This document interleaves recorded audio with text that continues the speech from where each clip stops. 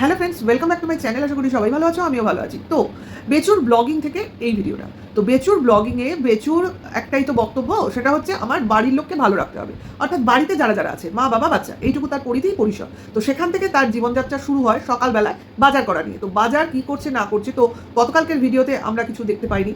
আর খাওয়া দাওয়া সেটা না বললেই হয়, কারণ খাওয়া দাওয়ার বিষয়টা বেচুদের এখন খুবই নিমিত্ত মাত্র হয়ে গেছে। তো মাঝখানে কিছু ইলিশ, কিছু পরোটা, কিছু তোমার বড়া টড়া এগুলো থাকলেও ম্যাক্সিমাম টাইমে কিছুই থাকে না। গতকালকে তোমার সম্ভবত সোমবার ছিল, মানে ভিডিওটা যেদিন এসেছিল সোমবারের ভিডিও। তো সোমবারের ভিডিওতে বেচু ডিক্লেয়ার করে দিল এক তো এরা শনি মঙ্গলবার নিরামিষ খেতই, এখন সোমবারও খাবে। অর্থাৎ এই শ্রাবণ মাসের সোমবারগুলোতেও নিরামিষ খাবে। তার মানে রান্না কিছু দেখানো নেই, বাচ্চা কি খেলো সেটা নিয়ে বলার নেই। তো সেই জায়গায় দেখো রাত্রিবেলা কি খাচ্ছে, তোমরা ভালো করে দেখলে বুঝতে পারবে। বাচ্চাটাকে দিয়েছে শুকনো কতগুলো রুটি, আর একটাই রুটি মনে হয় ছিঁড়ে, একটা কলা, আর কতগুলো চানাচুর। এটা নাকি বাচ্চার খাওয়া। আরও যত বলা হচ্ছে তত খাওয়ার মানে তোমার কোয়ালিটিটা নিচুতে নামিয়ে দেওয়া হচ্ছে, অর্থাৎ বাজে করে দেওয়া হচ্ছে। একটা শুকনো রুটি কলা দিয়ে বাচ্চাটা খাবে, তাকে কোনো দুধ প্রোভাইড করা হচ্ছে না, উল্টে কি দেওয়া হচ্ছে, তেলে ভাজা কতগুলো চানাচুর। আচ্ছা, এইটা তো হলো। আর দুপুরের খাওয়া তো তোমার স্কিপ করে দেওয়া হলো, কারণ স্কিপ না মানে আমাদের দেখানো হলো না, কারণ যেহেতু নিরামিষ সেহেতু দেখালো না। তার মানে কী খেয়েছে ধরে নাও, ওই কতগুলো কচুর ডেগো কচুর বিভিন্ন অংশ, তো সেইগুলোকে খাওয়াই এরা মনে করে আমাদের বিশাল কিছু রান্না হয়ে গেল। কলা গাছ আর কচু এদের হলো মেইন একটা পার্ট। অথচ যখন আমি ফার্স্ট টাইম দেখতে বসেছিলাম চাল কুমড়ো, পেঁপে, কত রকম ব্যাপার ছিল, এখন দেখি সেগুলো আর থাকছে না। যাই হোক, জানি না, এদের খাওয়া দাওয়া প্রচণ্ডই নিকৃষ্ট। মানে মাঝে মাঝে এনে কন্টেন্ট করার জন্য কিছু স্পেশাল জিনিস করে। তো সেই জায়গা থেকে বেচু গাছ পরিষ্কার করতে রেডি হয়েছে, অর্থাৎ গাছের ঝাঁক হয়েছে, গাছ পরিষ্কার করছে, ডাল কেটে কেটে পরিষ্কার করছে যাতে রোদ ঢোকে। যদিও এখন রোদের খুবই অভাব, কারণ বর্ষাকালটা যেন জমিয়ে বসেছে এই বছরে। যাই হোক, হ্যাঁ, ওদের ওই জায়গাটা মনে হচ্ছিল আমাজনে পরিণত হয়েছে, মানে একেবারে জঙ্গল জঙ্গল টাইপের। অথচ বেচু কিন্তু খুব সাপকে ভয় পায়, কারণ বেচু নিজে মুখে স্বীকার করেছে সাপটাকে সে ভয় পায়। কিন্তু ওই পরিমাণ জঙ্গল আর ওই পরিমাণ গাছপালা দেখে আমার তো ওটার কথাই মনে হচ্ছিল। এবং যেখানে ঢুকে ঢুকে বেচু নারকেল খুঁজছিল, যে আমার মনে হচ্ছিল এই ঝোপঝাড় এই জঙ্গলে যদি থাকে তাহলে বেচু কী করবে, তাই না? তো যাই হোক, নারকেল পাইনি, যেটা খুঁজতে গেছে সেটা পাইনি। তো আপাতত বাড়িতে ফিরে এসেছে। দেখো, বাচ্চাটা নিজে মুখে স্বীকার করছে, ভাই ঘুমোচ্ছিলাম আর তোমার এখনই ব্লগিং করতে হলো, অর্থাৎ ক্যামেরা নিয়ে হাজির হয়ে গেলে আমার ঘুমের 12টা বাজিয়ে দিলে। আরে বাচ্চাটা কি শোবেই আর চোখ বন্ধ করবে, ঘুমিয়ে পড়বে? বাচ্চাদের ঘুমোতে সময় লাগে।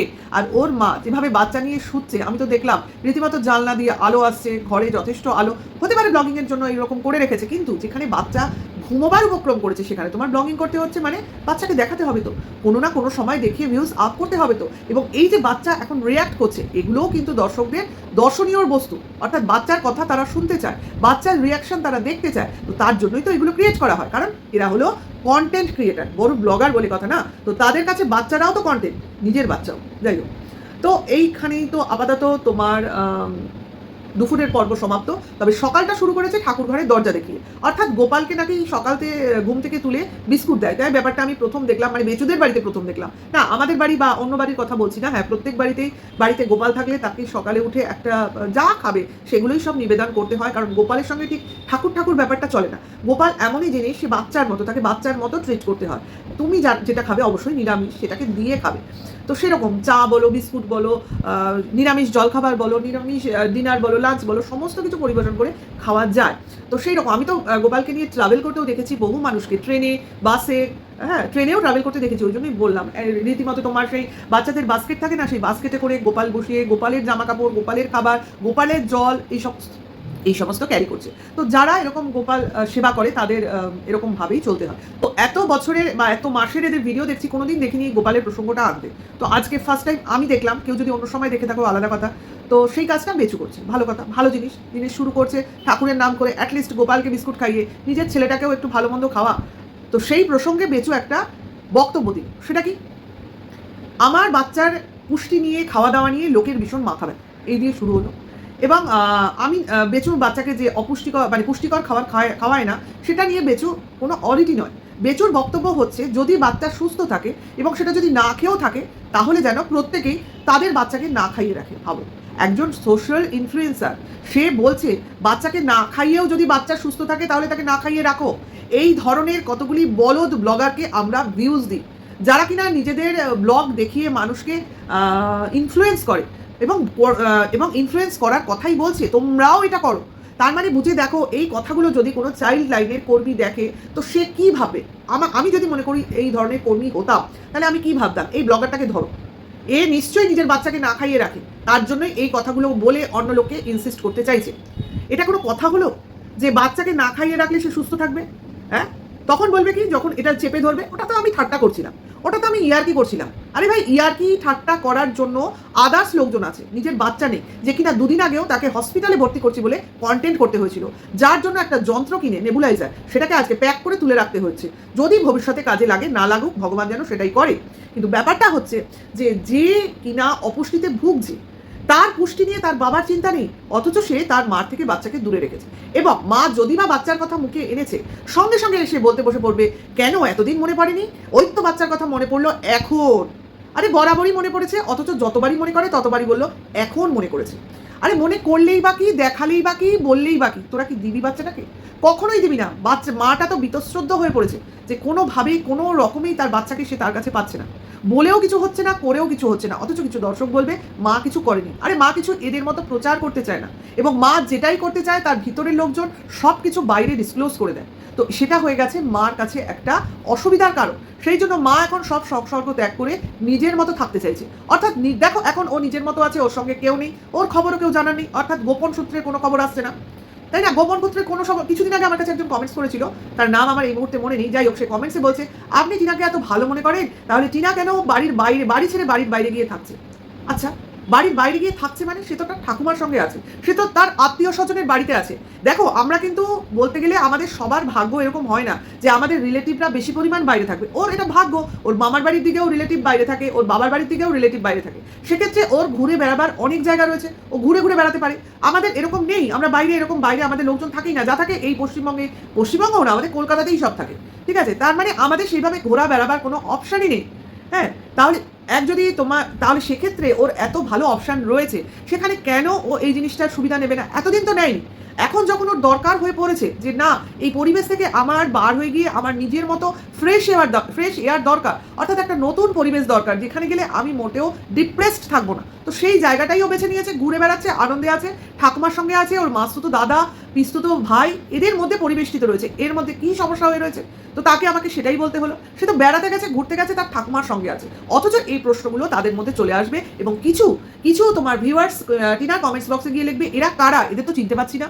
আরে তোমরা যদি পুরনো ব্লগার হও অবশ্যই চিনতে পারবে, আর যদি না পেরে থাকো তাহলে অবশ্য করেই তোমরা পুরনো ভিডিওগুলো ফলো করবে, তাহলে বুঝতে পারবে। কারণ বেচুও কিছুদিন আগে বলেছিল এই পিসির বাড়িতে, যেটা কিনা তোমার টিনা গেছিল কিছুদিন আগে, সেখানে বেচুও তার বিয়ের পর গেছিল কোনো পিসতো ভাইয়ের বিয়ে উপলক্ষে। তাহলে এই জিনিসগুলো কিছু লোক না জেনে অপপ্রচার করে, 1 নম্বর। দ্বিতীয় নম্বর কোয়েশ্চেন করেছিল যে টিনুর তো সেকেন্ড ম্যারেজ হয়ে গেছে, তাহলে আপনি কি করে টিনুকে ভালো করবেন? তো আমার প্রথমেই প্রশ্ন, টিনুর যে সেকেন্ড ম্যারেজ হয়েছে তার কি কোনো প্রুফ আছে? নেই তো। তো সেই প্রুফগুলো যখন নেই, তখন কেন সেই প্রসঙ্গগুলো আসে? তো তার উত্তরে সে বলেছে, কেন আপনি দেখেননি ফকলুর সঙ্গে ছবিগুলো? আরে ভাই, সেই ছবি কোথায়? ছবি সে দিয়েছিল, হ্যাঁ আমি মানছি, কারণ সেগুলো ডাউনলোড করা আমার কাছেও আছে। সেই ছবিটা এখন তার সেই কমেন্টস বক্সে নেই, এমনকি তার চ্যানেলের অস্তিত্বই এখন খুঁজে পেতে হবে, তাই না? অর্থাৎ সে যেটাকে নিয়ে সোচ্চার হয়েছিল সেই বিষয়টাই তো সে চেপে দিয়েছে, এবং সে চেপে দিয়েছে এই কারণেই, কারণ জিনিসটা ফলস। সেটা যদি সত্যি হতো তাহলে তাকে চেপে দিতে হতো না। আমার এটাই তার কাছে প্রশ্ন ছিল, আপনি যদি এতটাই শিওর হন যে টিনুর সেকেন্ড ম্যারেজ হয়ে গেছে, তো এখন তো ইউটিউব সুবিধা করে দিয়েছে, প্রত্যেকের কমেন্টস বক্সে গিয়ে, মানে আমি দেখেছি সম্ভবত তোমার কোনো ব্লগারদের দেখিনি, কন্ট্রোভার্সি ক্রিয়েটারদের দেখেছি, একটা কমিউনিটি পোস্ট বলে একটা সেকশন তৈরি হয়েছে, তো সেখানে যারা অ্যালাউ করছে তাদের কমেন্টস বক্সে গিয়ে সেই প্রুফটা, যে প্রুফটা তোমার ভ্যালিড প্রুফ, সেই কমিউনিটি পোস্টে তোমরা দিয়ে দাও না, তাহলেই তো আসল সত্যটা বেরিয়ে আসবে। খামোকা এই বাকবিতণ্ডা করে দোষারোপ করে কি লাভ? প্রুফ পাও, প্রুফ দাও, ঠিক আছে? তো এটাই আমি তাকে বলেছি, তারপরে আর তার কোনো বক্তব্য নেই এইটুকু এখনকার অবধি, কারণ আমরা জানি আসলে কি হয়েছিল, সত্যি কি হয়েছিল। আর দর্শকরা ভিতরের কথা জানতে হবে না, টোটাল পরিস্থিতি যদি বিচার বিশ্লেষণ করে নাও তাহলে তারা জানতে পারবে। তো এটাই তো, বেচু ছেলের পুষ্টি নিয়ে মোটেও অরিট নয়। তার কথা মতো হচ্ছে তারা যা খাচ্ছে সেভাবেই সে খাবে দাবে, সেভাবেই সে বড় হবে, এছাড়া সে আলাদা কোনো ট্রিটমেন্ট কিছু করবে না। অথচ যেটা নিয়ে সবাই বলছে ছেলেটার ফিউচার, এডুকেশন, পড়াশুনো, সেটা নিয়ে বেচুর কোনো বক্তব্য নেই। সেটা নিয়ে ওই একটি স্কুল যেখানে কিনা তাদের স্পেশালভাবে অ্যালাউ করে, অর্থাৎ সে মেনে নিচ্ছে তার ছেলে হচ্ছে স্পেশাল চাইল্ড। এবার ছেলে কেন স্পেশাল চাইল্ড সেটা সে বলছে না, কারণ ছেলের সামনে বসে রয়েছে না, কারণ ওই জায়গায় মা প্রসঙ্গটা আসছে বাঁচতে পারে না।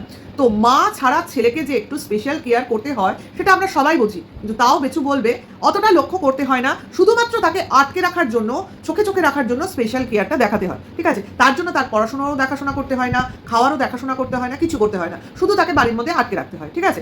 এইবার হচ্ছে হ্যাঁ, এ যায় মাঝে মাঝে যায় ওই পাল্টো পিসোর বাড়িতে, কারণ পাল্টো পিসোর মেয়ের একটা ভিডিও চ্যানেল আছে আমি দেখেছি, তো সেই চ্যানেলে মাঝে মাঝে এই বাচ্চাটাকে দেখা যায়, কারণ ওই পিসির মেয়ের সঙ্গে এই বাচ্চাটার কিছু ছোটো ছোটো রিলস আছে, তো সেই জন্য বললাম। এরা বেছে বেছে কয়েকটা বাড়িতেই পাঠায়, আবার সেখান থেকে হাত ধরে নিয়েও আসে, ঠিক আছে? কারণ বলা তো যায় না কোথা দিয়ে কী হয়ে যায়, কাউকেই বিশ্বাস করে না এরা। যাই হোক, কিন্তু এই যে দর্শকরা সরব হচ্ছে যে তোমার বাচ্চা 4+ হয়ে গেছে, এখনও কিন্তু বর্ণ, সংখ্যা, বানান কিছুই শেখেনি, কোনো অ্যালফাবেট পুরো শেখেনি, এ থেকে জেড, ক থেকে একেবারে তোমার চন্দ্রবিন্দু, অ থেকে অটা বোধহয় পুরো শিখেছে, যাই হোক, তারপর 1 2 1 2 কিচ্ছু লেখা, কিচ্ছু শেখা পুরোপুরি শেখেনি, অথচ এ কিনা তা 5 বছরে পড়তে চলেছে, আর 1 বছর পর ক্লাস 1 হওয়ার কথা, কারণ 6+এ 1 হয়। তাহলে বোঝো একটা বাচ্চা এই যুগে কতটা পিছিয়ে রয়েছে। তাহলে এই যে তার ব্রেনটা ডেভেলপ করবে, তার জন্য তার সঠিক নিউট্রিশন, সঠিক পুষ্টি দরকার, তো সেইটা যদি সে না পায়, তার ব্রেন ডেভেলপ করতে পারবে? সে ভবিষ্যতে পড়াশোনার প্রতি তার আগ্রহ বাড়বে না? সে পরিশ্রম করতে পারবে? সে তো পরিশ্রম করতে তো পারবেই না, এই বাবার মতো আকাট মূর্খ হয়ে বসে থাকবে, কারণ সে তো অর্ধেক কথাই ভুলভাল বলে, আর সেটাকে গ্রামের কথা বলে চালিয়ে দেয়। সে বলতে চায় আমি গ্রামে থাকি তো তাই আমার কথাবার্তা এরকম।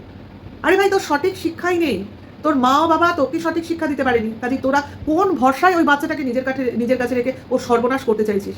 এই যুগের বাচ্চা যদি এইরকম হয়, সে ভবিষ্যতে ডিপ্রেশনে যাবে ছাড়া কিছু নয়।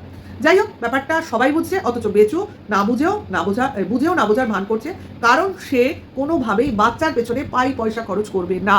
এবার ভিউয়ার্সরা যে পয়সা করে যদি তাকে বাচ্চার জন্য পাঠায়, তো সেটা ব্যাংকে রেখে ও সুদে খাটাবে, ঠিক আছে? ইন্টারেস্ট বাড়াবে, কারণ এই যে গেটের 5 লাখ টাকার কথা হচ্ছে না, তো এই টাকা নাকি ক্যাশ বেচুরাতে এসছে, এবং সেই গেটও দেখো অসম্পূর্ণ পড়ে রয়েছে। তার মানে কি, কিছুটা সে খরচ করেছে, বাকিটা সে ব্যাংকে রেখে ইন্টারেস্টে খাটাচ্ছে। এবার সুদের টাকা মাঝে মাঝে সুদ হবে, সেই সুদের টাকা বার করবে, 6 মাস অন্তর অন্তর যে সুদ হয় সেই সুদের টাকা বার করবে, সেটা দিয়ে কিছু কিছু কাজ করবে।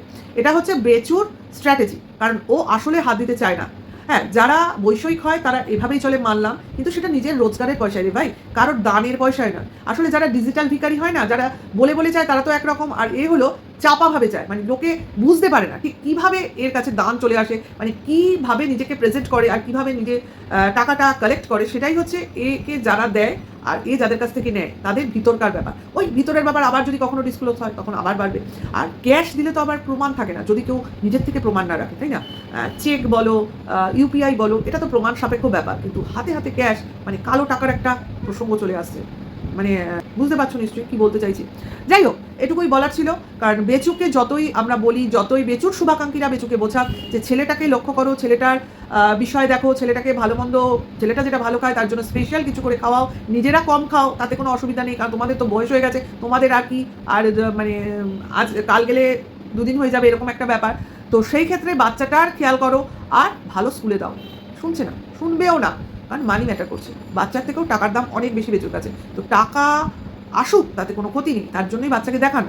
আর টাকা আসলে বেচু বাচ্চাকে ওই মাঝে মধ্যে কলা, মাঝে মাঝে হরলিক্স বিস্কুট, একটা হরলিক্স কি গ্লুকন্ডি, এগুলো এনে খাওয়াবে, কিন্তু ওই আলাদা করে ছেলের জন্য প্রতিদিন মাছ, ডিম, মাংস এনে বাচ্চাকে আলাদা করে স্টু করে খাওয়ানো, বা বাচ্চাকে শুধু রুটি না খেতে দিয়ে রুটির সঙ্গে দুধ, রুটি, ফল, মিষ্টি এগুলো দিয়ে বাচ্চাকে খাওয়াটা শেখানো, সেগুলো না শেখিয়ে ওই মানে গাছের আম, কলা, মূলো যেগুলো পাওয়া যায় কুড়িয়ে বাঁচিয়ে খাওয়া যায়, এই শিক্ষায় শিক্ষিত করতে বেচু বেশি আগ্রহী। তো ভিডিওটা এটুকুই রাখছি, কেমন লাগছে অবশ্যই জানিও কমেন্টসের মাধ্যমে। ভালো লাগলে লাইক, কমেন্ট, শেয়ার করো, হাইপ করো। এখনকার জন্য এইটুকু, আবার আসবো নেক্সট কোনো ভিডিওর মারফত তোমাদের কাছে। সবাই ভালো থেকো, সুস্থ থেকো, টাটা, বাই।